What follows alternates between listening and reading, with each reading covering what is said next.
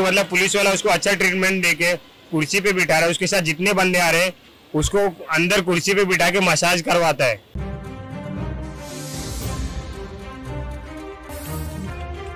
कुछ भी करेगा। असलम शेख जो आमदार है मलाड विधानसभा मलाड वेस्ट में, उसका नाम लेकर डराया धमकाया जाता है हर टाइम पे।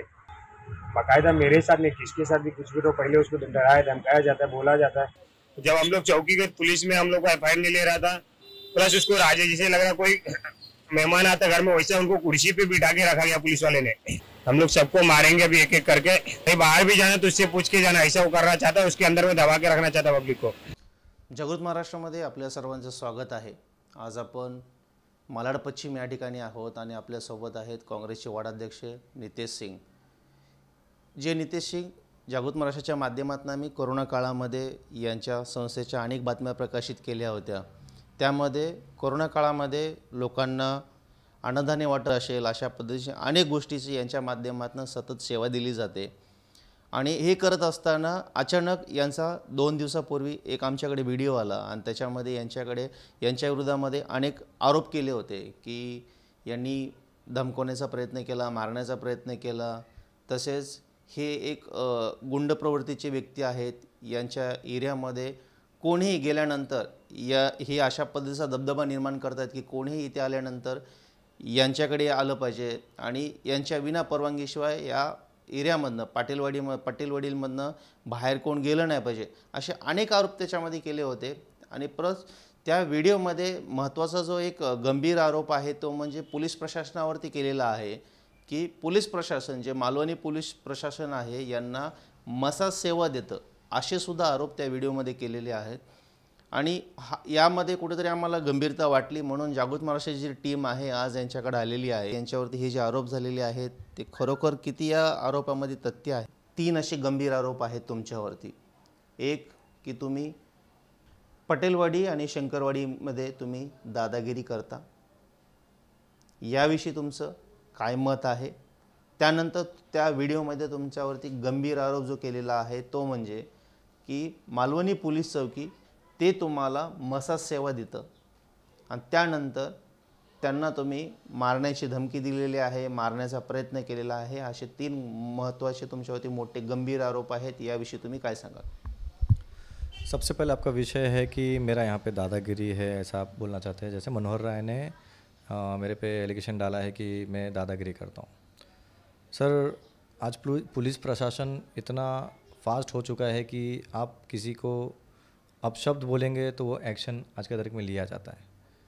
सो ये दादागिरी की बात नहीं है, ये इनका थिंकिंग है कि बहुत सारे लोगों को जब प्रॉब्लम होते हैं, कुछ चीज़ में वो लोग अटकते हैं तो मेरे पास वो लोग आते हैं। बस इनको दुख यही है कि सारे लोग इनके पास क्यों जाते हैं, हमारे पास क्यों नहीं आते। सो जो इतनों सालों से 30 साल हो गया मेरे को यहाँ पे रह के, मेरी उम्र 32 साल हो गई। हम लोग ने 15 साल से मैं इस सोशल वर्किंग में आया हूँ। जब मैं कॉलेज में था तब से मैं इस चीज़ में जुड़ा हूँ। तो ये बहुत साल लगे मुझे लोगों के बीच में बॉन्डिंग बनाने में। सो एक लोगों के बीच में और हमारे बीच में एक बहुत विश्वास बन चुका है कि हाँ, हम लोग एक दूसरे की बात समझ के उस चीज़ को सलूशन निकाल के उस चीज़ को सेटल करते हैं। बस इनको यही फ़र्क है कि ये लोगों की सेवा कर नहीं पाते हैं और मुझे करना देना नहीं चाहते। दूसरी बात है कि मसाज की। सर, ऐसा कौन सा व्यक्ति है जिसका पुलिस चौकी में मसाज होता है। इतना बड़ा आरोप हमारे महाराष्ट्र शासन के पुलिस पर लगाया जा रहा है। इन्हें सोच समझ के मीडिया में बोलना चाहिए कि हम क्या बोल रहे क्या नहीं बोल रहे। ये वो लोग भी सुनेंगे तो कहीं ना कहीं मनोहर पे भी एक्शन लिया जाएगा।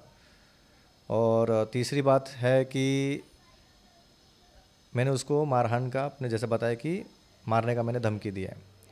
सर, वो हम लोग का दोस्त था, हम लोग आपस में मिलजुल के रहते हैं। इलेक्ट्रिशियन था, कहीं भी ज़रूरत पड़ती थी हम उसको बुलाते थे। उनके डैडी भी बहुत अच्छे जेंटलमैन आदमी हैं, हमेशा जब भी आएंगे जाएंगे एक दूसरे को हम लोग हाथ दिखाते थे। सो ये जो षड्यंत्र है, जो अंदर अंदर क्या हुआ, एक दिन सीधा जाके अपने आप को मार के वहाँ पे चौकी में फंस गए। मुझे फ़ोन आया कि प्लीज़ आप पुलिस चौकी आइए। वहाँ पे जाने के बाद मालूम पड़ा कि मैंने किसी को मारा है। सो मैं एकदम शॉक्ड था। सो बहुत सारे लोग मुझे भी बोले कि अरे तू बिना बोले वहाँ पे चौकी में क्यों चले गया, तेरे पे केस दाखला हो गया, ऐसा वैसा। सो वहाँ पे जाने के बाद ये भी मालूम पड़ा कि मेरे पे ऑलरेडी 5 NC भी है। सो मैं शॉक्ड था उस चीज़ को लेके। हे जे 5 तक्रार तुमच्या विरोधामध्ये दाखल केलेल्या आहेत, ती व्यक्ती कोण आहे की ही तक्रार दाखल करणारी? मनोहर राय ने मेरे पे 5 NC दाखिला किया है। जैसे कि वहाँ के मुझे जो PSI थे उन्होंने मुझे बताया कि तुम्हारा पहले भी इससे झगड़ा हुआ है, तुम्हारे नाम पे 5 NC है। मैं बोला सर फर्स्ट टाइम ये यहाँ पे मुझे चौकी में बुलाया। मैं खुद शॉक्ड हूँ कि ये चौकी में मुझे बुलाया क्यों, क्योंकि मैं अपने काम पे से आ रहा था 9:30-10 बजे मैं एरिया में पहुँचा था। जैसे मैं काम पे से आया उसके बाद ही ये सारे चीज़ षड्यंत्र रचा गया है। जब तक मैं नहीं था, जब तक, क्योंकि मेरे पास सारी CCTV चीज़ है, मैं कहाँ था, कहाँ से आ रहा था। अगर मुझे ऐसा कुछ करना होता तो मैं एरिया में ही होता।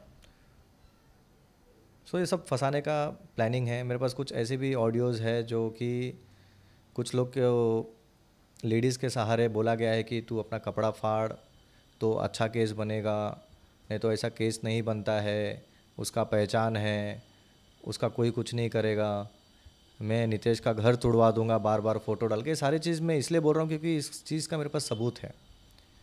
जे तुमच्याकडे पुरावे आहेत की ज्या ऑडिओ क्लिपमध्ये उल्लेख आहे, हे जे काही तुम्ही सांगताय हे ऑडिओ क्लिप तुमच्याकडे आहेत आणि याविषयी पोलिसांना तुम्ही माहिती दिलेली आहे का?